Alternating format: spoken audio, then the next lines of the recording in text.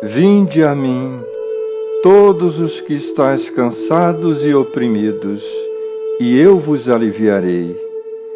Tomai sobre vós o meu jugo, e aprendei de mim, que sou manso e humilde de coração, e encontrareis descanso para as vossas almas, porque o meu jugo é suave e o meu fardo é leve.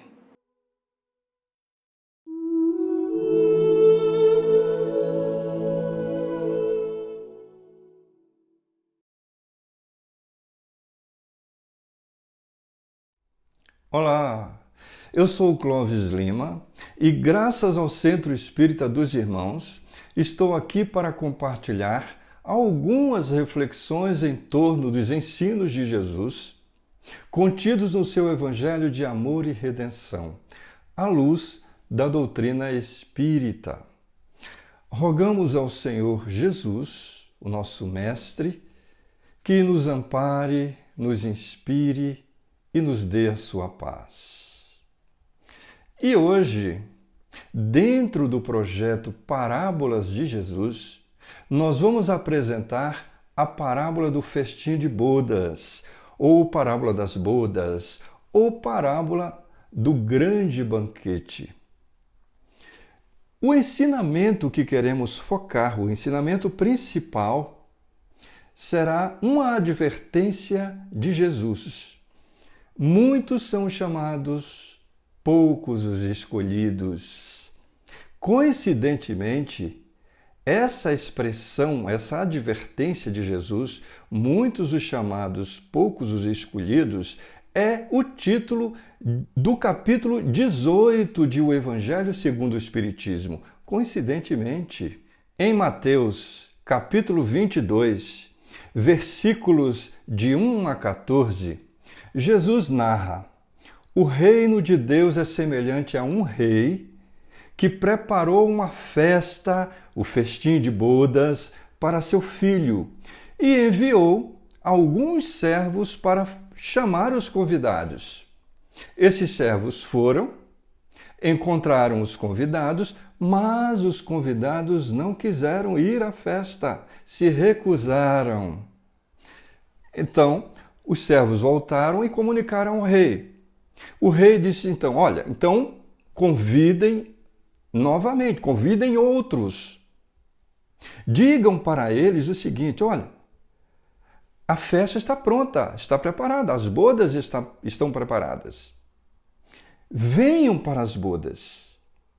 E os servos foram, encontraram os convidados, mas novamente os convidados não quiseram ir, se recusaram o convite do rei.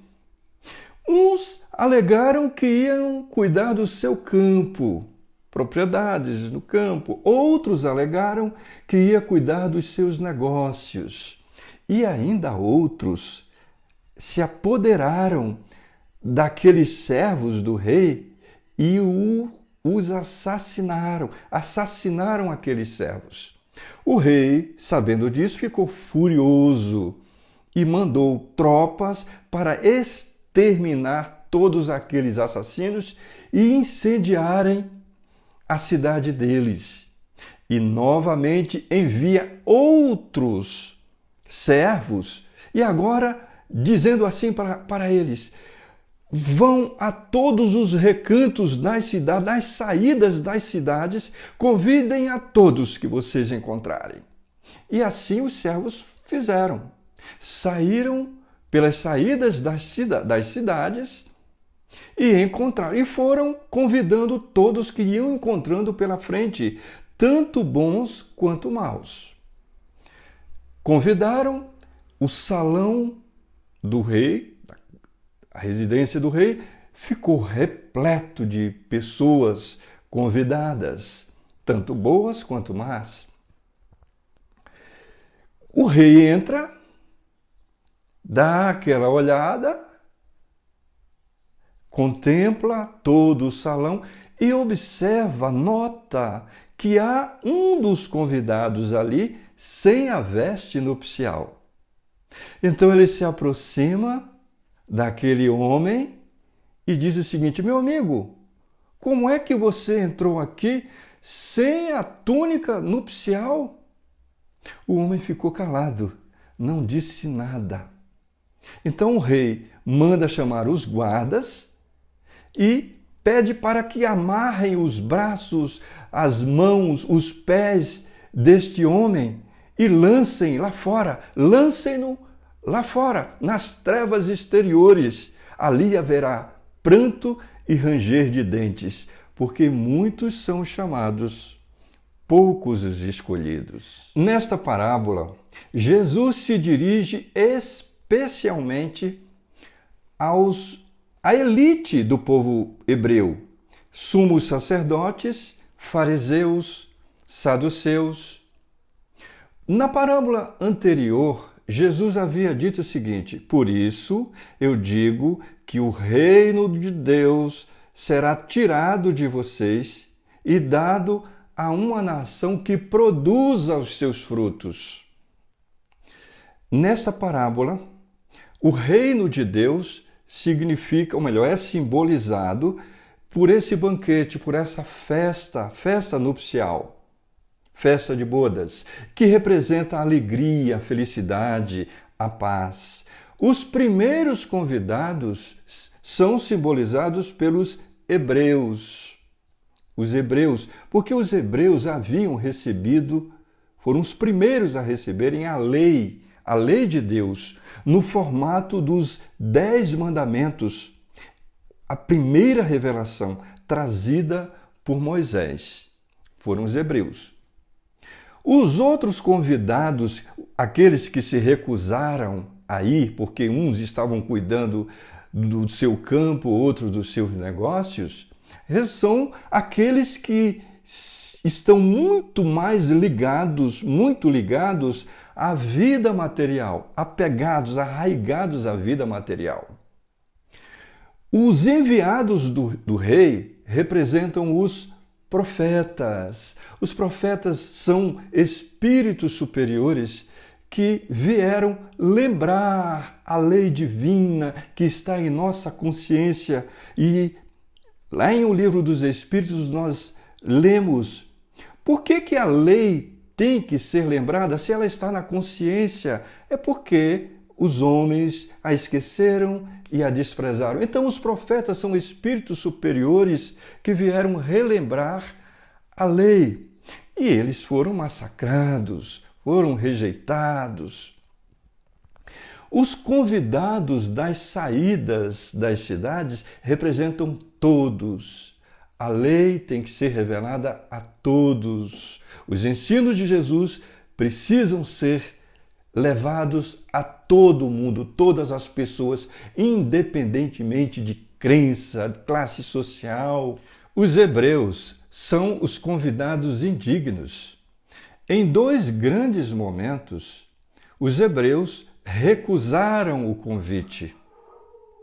O primeiro grande momento foi quando eles rejeitaram as advertências e conselhos dos profetas, assassinaram os profetas, rejeitaram a lei moral para se apegarem às práticas exteriores. Essa recusa custou muito caro ao povo hebreu, porque a nação foi esfacelada, foi escravizada e dividida em várias facções, em partidos. O segundo grande momento foi quando os hebreus rejeitaram a lei de amor trazida por Jesus. Esse foi mais doloroso ainda. E ainda crucificaram o Mestre. Mas justiça seja feita.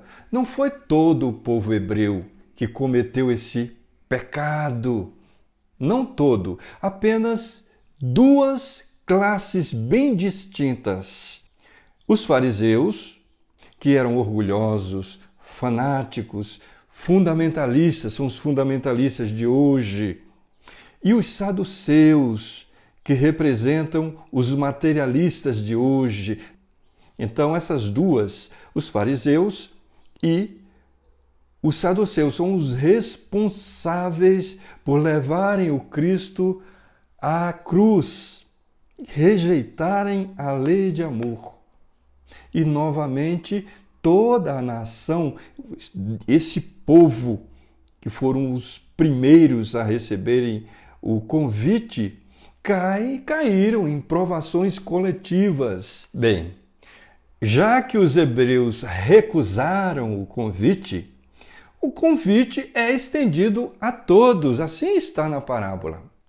Isso representa o seguinte: a mensagem do Cristo trazendo a lei de amor e caridade deve ser espalhada no mundo inteiro para todas as pessoas, de todas as crenças, de todas as condições sociais, indistintamente.